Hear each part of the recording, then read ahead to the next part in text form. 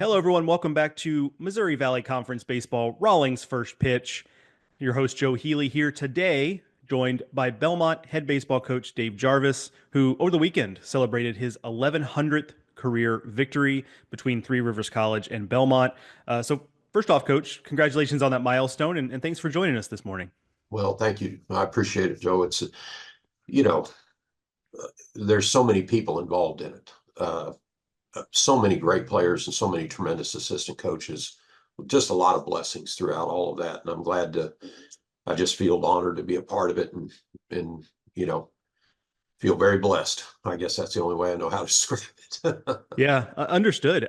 When you have milestones like that, do the memories kind of rush back to you? Is that like an opportunity to kind of think back on, wow, I've really experienced a lot in this game? Yeah, when you have time, especially Yeah. when you have time, we ended up winning that game yesterday late. It was a very dramatic ball game both ways. Indiana State, a tremendous competitor, and had played very well, and came from behind to tie us up late in the ball game. So it was a pretty dramatic situation. So when you have time to reflect upon it and see it, Tracy does such a great job with his crew, and they're so competitive and play the game well and do things right. So that's an honor too, as well, to be able to take the field against people like that. Yeah, absolutely. Let's get into that series a little bit. What can you say about your team's resilience after, you get run ruled in the opener to come Yeah. back and win the last two to capture the series? Well, I think it showed a lot of maturity on our kids' part, and a lot of resiliency, the word you used, I think, showed up very well in the fact that we were able to, our kids were definitely disappointed after Friday, but we were able to set that aside and go out and the pitching performance that Joe Rosiska did, and then uh, you know Ethan Harden coming in and closing the game out in tough situation. I mean, tip of the cap to their pitchers as well that day. It was just a tremendous college baseball game to watch, and for us to end up winning it 1-0 on a run scored in the bottom of the eighth, that was a great circumstance and great situation right there. And then yesterday was just kind of one of those drizzling, raining throughout the course of the ball game, but we were able to get it in, and just a lot of energy on both sides, a lot of positive energy, a lot of good competitive fire on both sides, and Landon Gotze stepping up and coming through in the last inning. That was tremendous. It was a great experience. I'll reflect upon that one and a smile. Yeah. Yeah, it's interesting too. Like as a coach, I have to imagine there's that it feels nice too when your team can win a series and win games in two very different ways, right? Like as if there's not just one formula for you to have success, your ability to kind of win multiple kinds of games. That has to be huge. Yeah, you can't, to be successful at a high level, you're not going to be able to be what we call a one-trick pony, Yeah. where you only do one aspect well. And so each day, weather conditions, pitching performances, opponents' pitching performances, all of these things, you have to be able to execute. You got to be able to have more than one tool on your tool belt, so to speak, to be able to win ball games. And I think our players did a tremendous job. I think my coaching staff did a tremendous job of managing those two games between Saturday and Sunday, and the differences in those games for sure. Speaking of Landon Gotze, he's hitting 419 in Missouri Valley Conference play. What's been the key for him taking this step forward? I saw this in him last year, to be quite honest. I could project this out, and saw this in him last year and the development. But, to Landon's credit, I tease him all the time. I call him my silent assassin, just because he's a tremendous athlete. He's played just this year alone. He's been a designated hitter, and played shortstop, played third base, played first base, and caught for us already Mm. this year, and is hitting in the middle of our lineup every day as well. And he's not a loud vocal leader, but golly, people need to watch him and see what he's doing, because he's doing a lot of things right. But the other aspect of it is I just enjoy him as a human being. I think he's an Mm. outstanding human being, just with a tremendous competitor's heart, and a great mind for the game. And I think that he maximizes everything, all of this God-given athletic ability that he has, and does it at a really high level. Similar question, but for Pete Daniel, who's hitting 457 in MVC play, Yeah. basically been unstoppable. Tell me a little bit about his success. Well, Pete's probably one of our most gifted athletes. He has size, he has speed, he has a lot of fast twitch in him as well. Tremendous throwing arm. Really, really a gifted athlete, and he also is a very competitive person as well too. And so, to have him at the top of the lineup and playing shortstop for him, I call him our quarterback on the infield. Because when that shortstop can take over that role, that's just a natural role for that position. And when he plays well, when he gets things going, he can be, as the old saying, the straw that stirs the drink, so to speak. He gets things going, and I think our offense can run through him, can run through Landon, can run through Ty Allen and those guys. Uh, you know, Charlie Davis is another player that has just been a tremendous asset for us throughout the course of this year, both the way he plays the game defensively, the way he runs the bases, and then his at bats. I just enjoy watching him take at bats because of the competitive fire that I see within him, and the good baseball mind that he uses for it. Bit of an offensive philosophy question for you. You lead the MVC in stolen bases. You led the league last year in stolen bases. You go back to the days when your program was in the OVC. That was kind of a hallmark of your offense. Has that always kind of been the case with your teams, or how has your thought kind of evolved on running the bases and making things happen that way? Well, I've always loved the ability to take things that are there. If it's there and you have the opportunity to take it, I've always, since the very beginning of my career, uh, probably influenced by. I was a huge Cardinals fan back in the '80s when I was living there in Missouri, and they played that whitey ball and Yeah. and did that. So that probably was a foundation to that. But then, in the early 2000s, I hired Jason Steen as my assistant coach here, and he brought a lot of aspects of our running game and how we implement that and put that into the game. He had gotten that from Jim Ward, his head coach at Eastern Kentucky University. And Jim had gotten it when he was coaching at Stetson down in Florida, and gotten it from the Kansas City Royals organization back in the Mm. early '70s when they had Willie Wilson and some, UL Washington and some of those burners so there is an art form to stealing bases. I was a huge Lou Brock fan, got to listen to him speak on occasion when I was just getting started in my coaching days and in college. And so all of those things. But the running game, since sabermetrics has come into play, had kind of lost its shine, and everybody said, you're stupid to run because you're giving away outs and you're giving away possibility of somebody hitting a long ball or a 3-run home run or something like that. But that can be true, but it's not always true, and it's not always definitively true. So many things depend upon the pitching that you're facing. So many things depend upon the parks that you're playing in. So many things depend upon the weather conditions that you're playing under, and so forth. So I think there is value to the running game, and have always felt that way. And I think that it, the less that other people use it, I think the harder it becomes to defend as well too. So it's just an aspect of trying to put as many tools on our players' tool belt as we possibly can from an offensive execution standpoint, and give them the opportunities and put them in positions where the success rate is high enough that it is worth the math of doing it. Because it all boils down to, you're playing percentages, you're playing odds, you're looking at where you're at in the lineup. I mean, it's a constant, for lack of a better term, you're counting cards at a card table, so to speak. And so if the percentages are in your favor, or the situation, the math deems it, then I think that's when you try to use those things. Yeah. Yeah, that's interesting. Yeah.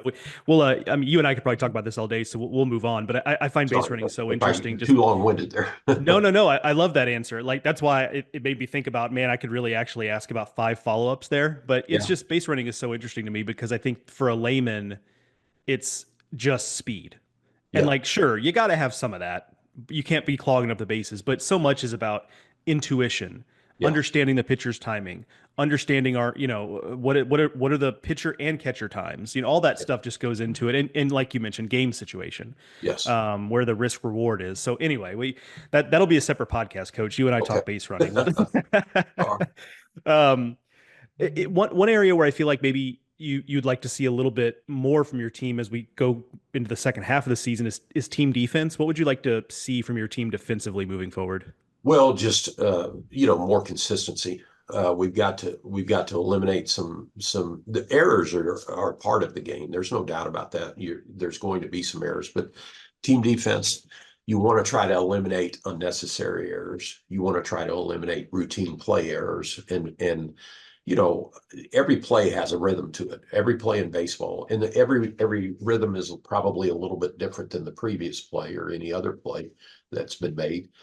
But if you play it within the rhythm of the play, and I preach constantly, be quick, but don't get in a hurry, because there's a huge difference between those two things.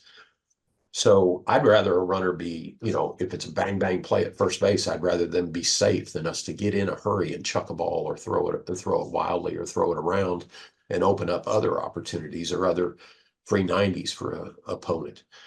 And so that is a level of being able to play the game at high speed and play it quickly, but also at the same time too, never get in a hurry and be out of control. And if a guy's out, he's out. If he's safe, and leave the rest of it alone. So the more we can continue to develop and grow into that direction, I think the better off that we'll be. And I feel like another aspect is our bullpen is evolving. Our pitching staff is still evolving, and we want to continue to try to do that as well too. So On the mound, you mentioned Joe's outing. Obviously, he's had a lot of, he's pitched a lot of good games for you the last few years. But how close was what you saw over the weekend to kind of being the best version of Joe that you've seen in a Belmont uniform? oh yeah, I mean Saturday's as good a game as he's had with us. There's no doubt about that. But the ability is there, and we've always recognized that ability. His work ethic is there. His attitude is there, and he has the ability to develop into a power type arm, I believe. But there's also a lot of other. It's not just one thing. He has other tools in his arsenal that are beginning to develop and come to fruition. I feel like a lot of credit for that goes to AJ Gora and his development of Joe on the mound as a pitcher. And I think there's more still in there, to be quite honest with you, as we continue to watch him evolve. But the path to excellence is never a straight linear line. There's a lot of steps along the way, and then eventually you hope you reach the best version of yourself as a player. And I think Joe's capable of doing that. And there's more there, I feel like. But the more you try to become consistent in the game of baseball, the better player you become as well too. And that's what his next step is just continuing to grow in his consistency and performance. It's hard to do. It's hard to do sometimes. That's right. Absolutely right. In the bullpen, I have to imagine you've been pretty satisfied with what you've gotten lately from Harden, Perry, Van Ness, like that kind of group of arms you have. Yeah, you know, we had a really great outing. I felt like Owen Marsh also has started to Yeah. show us some things. Of course, Andrew Perry as a freshman to come in and carry the load that he has and perform to the level of consistency that he has just been outstanding. And anytime, especially for a left-hander, that adds so much value to your bullpen, because you can use that guy in a lot of different roles, long relief, bridge relief, even the potential to close out a game. Ethan Harden has done just a tremendous job for us as a closer during his time here, and we have a lot of confidence in him. But that guy's not going to be able to close for you every day, so you're always looking for other candidates that could do that. So, but yes, I think our bullpen, has continued to grow. We're optimistic. Will Pryor's on the shelf right now and working his way back, and we're optimistic that when we get him back, that then provides a lot more depth in that bullpen as well too for us. My last thing for you is you're playing a game this week at Rickwood Field against Yes, North sir. Alabama. Yes. As someone who appreciates the history of the game, I have to imagine you feel like that's a pretty cool opportunity. What has you excited about that? Well, just the fact, I mean, it is the oldest ballpark in America right now. You don't have to look very hard when you talk about people playing there like Babe Ruth, Willie Mays. Yeah. There's Hall of Famers that have been there on that field and played in that ballpark and over the history of that ballpark. Major League Baseball played a game there. I think it was the summer before last Yeah. when the Cardinals and the Yankees played each other there. So, it was exciting to me. And when, Jad at North Alabama called me and said, "Hey, we're still having some problems with our facility here. We may end up meeting you guys in Birmingham if that's okay with you and playing at Rickwood Field." And I was like, "Yeah, I think we'd be interested in doing that." It's about 45-minute further drive, but I'm up for that. And we look forward to that. It's a double midweek. We host UT Martin here on Tuesday and then play down there on Wednesday. And so that always stretches a pitching staff to some extent to have that double midweek. But no, I'm excited about it. I'm excited about it, the experience of it, and definitely excited about. I've never been to Rickwood, so this will be my first time to go there. And the history there and the history behind it is something that I hope our young men will appreciate. I really do. Yeah, I'm looking forward. I'm going to drop in May to a game at Rickwood, and I anticipate Coach walking in there and kind of getting chills. Like honestly, it's one of those things where you just think about who else has stood there, Yes. and it's enough to give me goosebumps. So Well, I'm excited for you, excited for myself. what game are you attending there? Well, so I'll be covering the SEC tournament in Hoover in Uh-huh. May, and so Hoover is a suburb of Birmingham. Yeah, So yeah, I'll probably drive over there one of the days where the SWAC tournament is playing. yeah. They're So playing at that's Rickwood. they So are hosting the yeah, SWAC. Okay, I which did which not I think is realize. a great idea. Like I love I do that too. with the history there, in Birmingham. So yeah, I anticipate getting a little bit emotional about it, honestly, just given the history. Because I like you, Coach. Like I love all the baseball history stuff and trying to appreciate where the game has been before us. So Well, I got um, to see Willie Mays play in person in the very first major league game that I ever attended. I got how to about see that? Willie Mays play, and so to be anywhere where Willie Mays has been, I'm just overwhelmed by that. That's Gosh, yeah. unbelievable, unbelievable Agreed. player. Agreed. Yes, absolutely. Well, hey, Coach, I appreciate your time today. Again, this is the MVC Baseball Rawlings First Pitch segment. That was Belmont head baseball coach Dave Jarvis. Coach, I appreciate you joining us.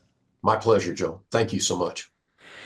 We'll have more as the season goes on here for MVC Baseball Rawlings First Pitch as we head towards May and the MVC Baseball Tournament at Duffy Bass Field at Illinois State. Very much looking forward to that. Thank you for listening. We'll talk to y'all soon.